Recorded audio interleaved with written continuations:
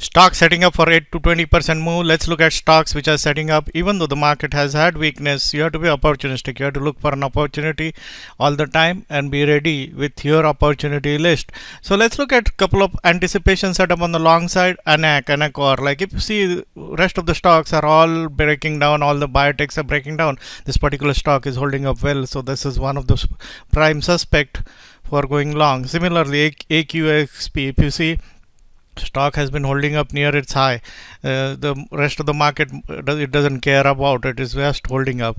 Similarly, you have iTech, which is again another one of the biotechnology which is holding up. So those are three stocks on the long side which I'm watching for long entries. On the short side, there are a couple of stocks. Your CAPL, this is a counter trend bounce, and if it fails, the stock will resume its downward move. FRA and Francisca Holding Corporation, again similar kind of a counter trend move. So a lot of these counter trend moves, especially in a stock which has been going down for quite some time, can fail.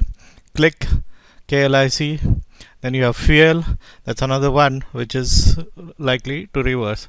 So these are some of the stocks. There are some couple of ETFs also I'm watching, because when you have a market where like things have been beaten down so much, there are like on the ETF side, they operate different from a stock, because a stock may not come back, but ETFs, especially the country ETF, always come back.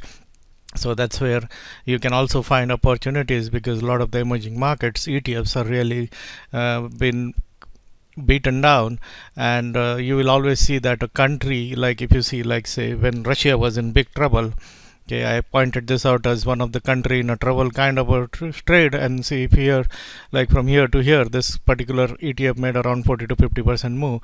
And you'll always see that whenever there is a country which is in trouble, and when it's like really bad, that's when it bounces back. And this you will see on a lot of ETFs of country. If the news is really bad here, like the news was really bad, or even here the news was really bad, and this like in just a manner of 1 month went up 91%.